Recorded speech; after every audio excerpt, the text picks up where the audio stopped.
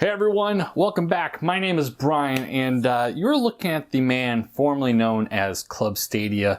And I spent the last almost full year discussing nothing but Google Stadia because it's a platform that I think is very, very good and has a lot of potential to be even better than it already is, and has a chance to really prove naysayers wrong. And if there's been a big recurring joke over the last year or so about anything in gaming, it has to be about Google Stadia for maybe the lack of a player base. Maybe people think there's nothing but lag on the platform, or that there's no games on there at all. And while some detractors may have a little bit something to stand on when it comes to Stadia, for the most part, they're wrong. Now, this is the 1 year anniversary of Google Stadia, and you're going to see a lot of videos today, yesterday, tomorrow, and the rest of the week saying, is Google Stadia still worth it a year later? And objectively, I think so. Subjectively, it really is up to you if you think Google Stadia is worth investing into, but the fact of the matter is, it doesn't cost anything to invest into it.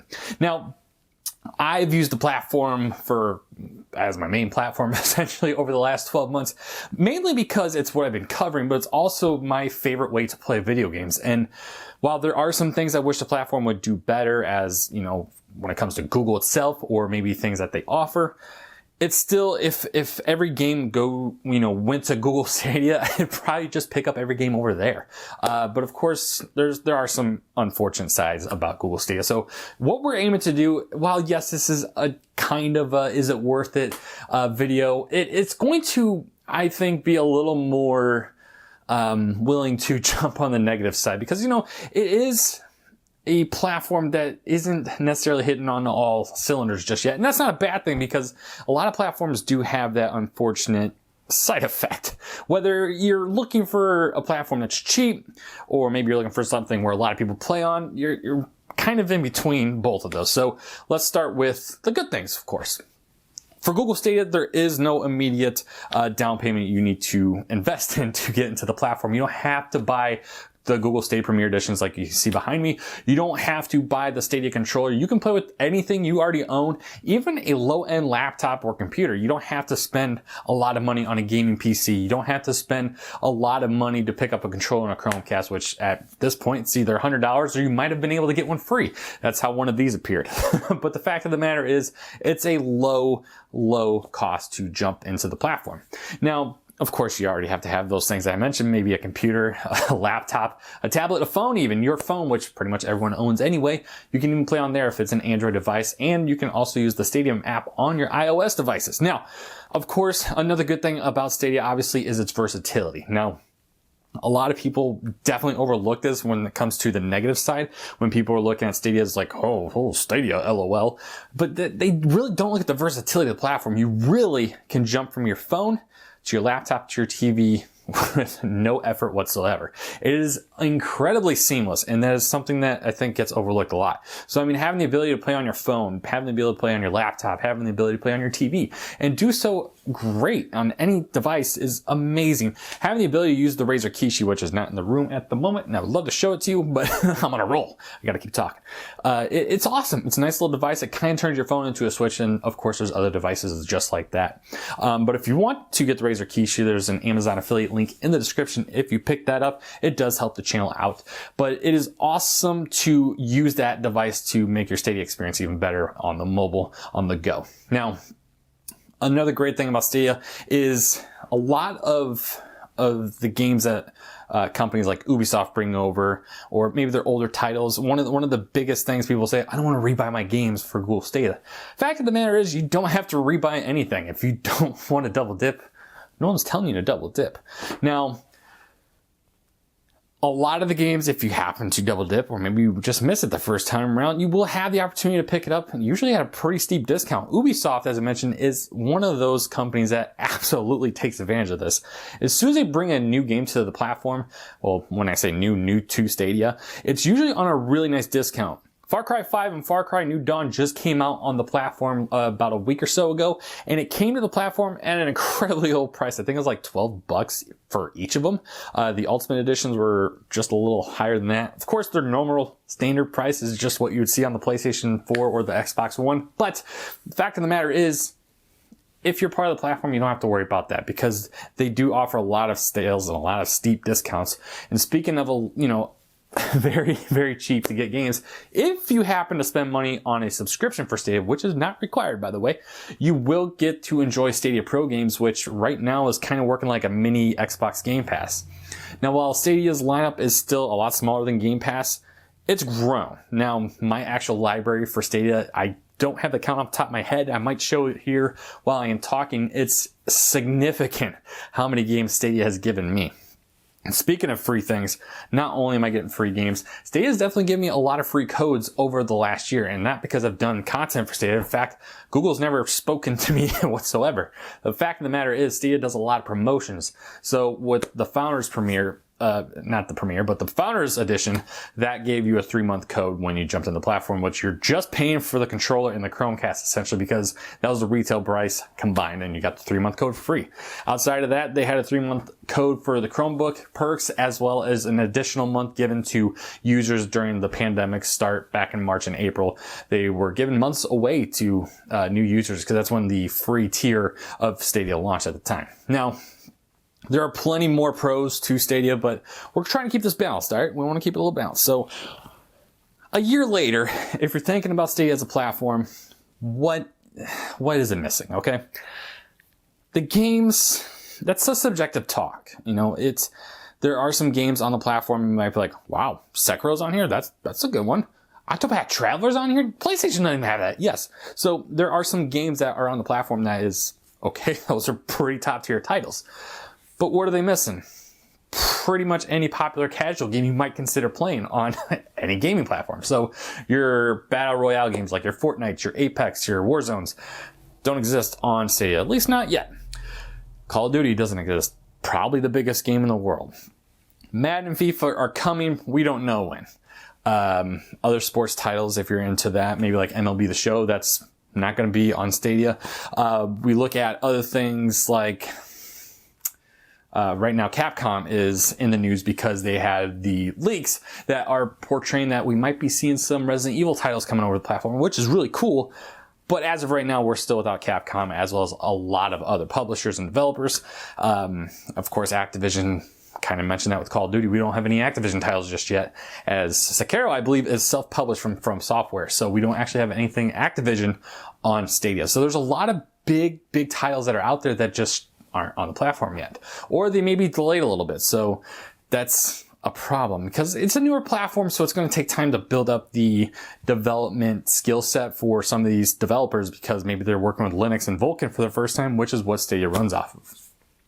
Another thing that might be a problem to you, and it could always be a problem, is the fact that it is always going to be a year mileage may vary service. While it's perfect for me in the situation I've been in for the last year or so, unfortunately my new ISP is doing just fine with Stadia, it's not going to be the case for everybody. Back last summer, I was in the camp of Google Stadia. It's a new thing. It's cool, but it's probably not for me. I don't know. In fact, one of my friends on Facebook was asking about Stadia for people, and he wasn't sure if this was going to be something that might appeal to him, because he is a casual gamer. He is someone that he's been lapsed, if you will, so he hadn't been gaming for a while, and he was wondering if Stadia is something that could be something for him. And my problems at the time had to do with the internet infrastructure here in the United States, which, while a lot of people do have access to high speed, one of the biggest things about Stadia is it's a data hog. At least right now it is. So when you're using Stadia at maybe 1080p or 4K settings, which ideally you want to use the best fidelity possible, you're going to be eating up data like crazy. Not every ISP offers unlimited data, and if they do, it's usually at a pretty exorbitant price. The US ISPs gouge people with the prices that they offer. It's unfortunate, but it's the reality of the situation.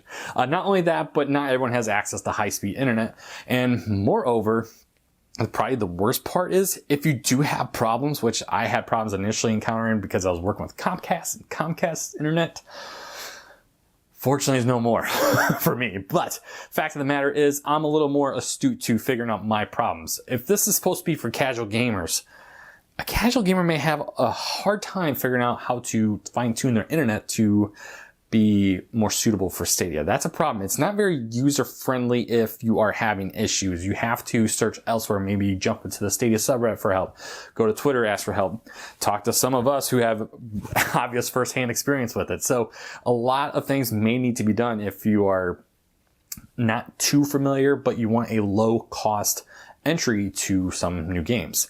So that's another problem with Stadia. Now, of course, there's another issue. And this is the reason why I typically have double dipped over the last year when it comes to specific games.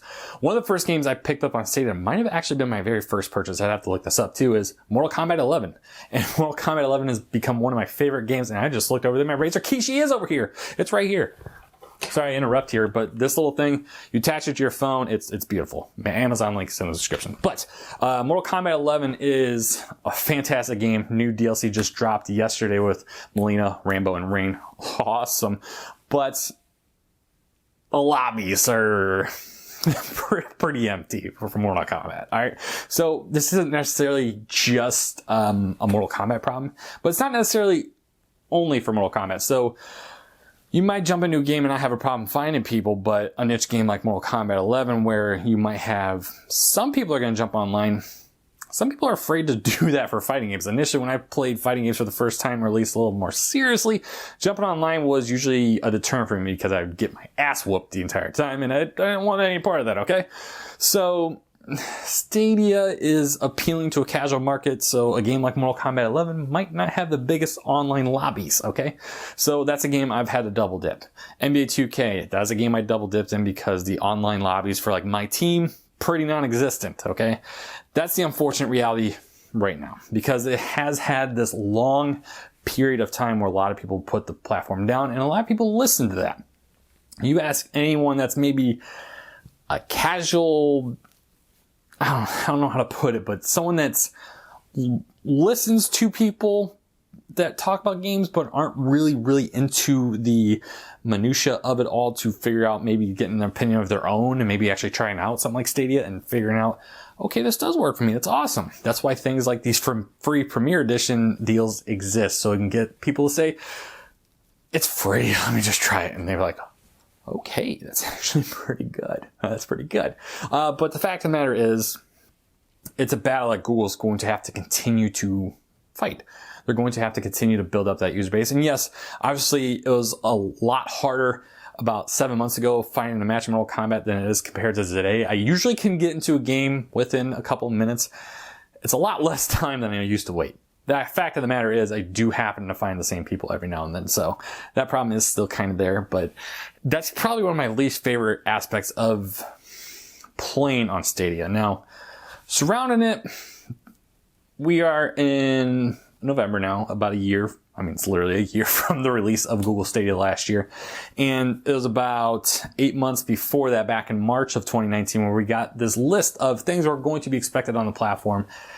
Granted, they didn't say it's going to show up the first day or the second day or the first month, second month. They didn't say anything about that. Okay, so fair play, but there's still features that people are hoping for, anticipating, or would definitely jump into Google Stadia for, but they just aren't there yet. My favorite thing that's still not here yet, that I really want to see implemented because I think it'd be really cool, is the Google Assistant integration. Now, the Google Assistant is technically there, but not in the way they are showing it off. At GDC 2019, they were showing that you could absolutely have an amazing time trying to find ways to beat games. So if you're playing Tomb Raider, for instance, and you are stuck on a tomb trying to figure out the secrets to get through it, to get to the end of it, you could ask Google, hey, how do I get through this? And it will literally pop up a YouTube video showing you how to walk through it. And that is an amazing tool for people that may be trying to be completionists and trying to get through everything, 100% every game. Or maybe they're genuinely stuck on a part and they need help figuring it out. They're like, I don't know how to get through this puzzle. What do? I don't want to move forward in this game. I don't want to get stuck here. That's a feature I was hoping for. Now, a feature like about 99% of everyone else has been hoping for is direct to YouTube streaming, which is a huge barrier getting knocked down in terms of video game streaming. Now, PlayStations and Xboxes of the world usually have a direct to Twitch or direct to YouTube or direct to Mixer RIP streaming program slash tool to be able to kind of circumvent needing something like OBS or XSplit or Streamlabs OBS on your computer. You can just directly beam it from whatever you're playing on. This is a feature that people were highly anticipating for Stadia, and here we are a year later, and then still not here, and people are still kind of miffed about it. So there are some features from Stadia that they've touted that just still aren't here yet, and that's a problem. And I recognize that, I do. So you might be wondering, okay, you've kind of gone both sides or whatever. Obviously, you're a pro Stadia fan. You used to call your channel after the namesake of it, so why should we really trust you? And I get that, and I have gotten it quite often. And the fact of the matter is, the channel now is dedicated to talking about anything gaming because, first and foremost, I'm a gamer. I don't care what platform a game goes to. I will play it. I will find a way to play it. Maybe not tomorrow, maybe not next week, but I will play it eventually. That's just, if a game's good, I want to play it. I don't care what plastic I have to hold in my hand to play it. I will find a way to play it. So, yes, Stadia is the thing I talked about for almost an entire year, but the fact of the matter is, I still think it's an amazing platform that absolutely deserves your attention and credit, and you can try it for free. It's free. So if you do want to try it and you do happen to like it, click the link in the description below. I don't usually do this, but here's an opportunity for you. So you might be someone that's interested in Stadia, might be looking for more information about it, but you can get yourself an extra month of Stadia for free if you happen to click the link in the description and go through there and sign up for Stadia. And also kick a month back towards me. That's it. So if you have not tried Stadia, you can do so for free. In fact, starting today, if I post this on November 19th, I might do it November 18th, I don't know yet, but you'll have the opportunity to play a free-to-play game for the first time. That's not happened on Stadia until November 19th, which will be Destiny 2, which is kind of a significant deal. Now, Destiny 2 was a part of the Stadia Pro lineup for the first 365 days of Google Stadia. It is now no longer a Stadia Pro game because it's going free to play entirely on Stadia starting on the 19th. Granted, the Stadia Pro title did give you some DLC with it, so this one does not, but it's bringing itself to the other platforms finally to offer a free-to-play game, which is a big deal. So you don't even have to pay for anything. You don't have to put a credit card in, and you can jump in, test it out, test a high profile game, a game that has a lot of data behind it when it comes to installing on the system. You won't have to worry about that. No downloads, no updates. Didn't talk about that in the beginning. Like I said, there's plenty more pros that I have not told you, and I'm sure many people in the comments can tell you. Anyone on Twitter, anyone on the subreddit will tell you that there's so many good things about this platform. Yes, there are bad things. Of course, yes, there are bad things. So, back a few months ago, they didn't communicate well. Fortunately, they heard people and said, okay, we need to bump that up a little bit. And now it's been constant communication every week. So it's good news from that. So if you've tried Stadia, let me know in the comment section down below what you think of it. If you hate Stadia, tell me why. What has truly stopped you from it? And have you garnered this opinion on your own? Has it been from personal experience or just the personal ignorance that you're just going to willfully believe that maybe a YouTuber said that, no, this is not for me? Or maybe game streaming just isn't your cup of tea. Why is that? Let me know in the comment section down below. If you like this video, like it. It does help other people find this channel. And if you didn't like it, dislike it and tell me why. It's because of me. I know, it's whatever. But in the meantime, subscribe, share this video with a friend who might be interested in Stadia. And again, if you do like Stadia or are interested more about it, this Saturday, a combination between Stadia Source and Cloudy with a Chance Games is hosting Stadia Super Saturday, which we'll be part of Saturday night at 11 p.m. Central Standard Time. In the meantime, again, thank you for your support, and we will catch you down the road. Thank you.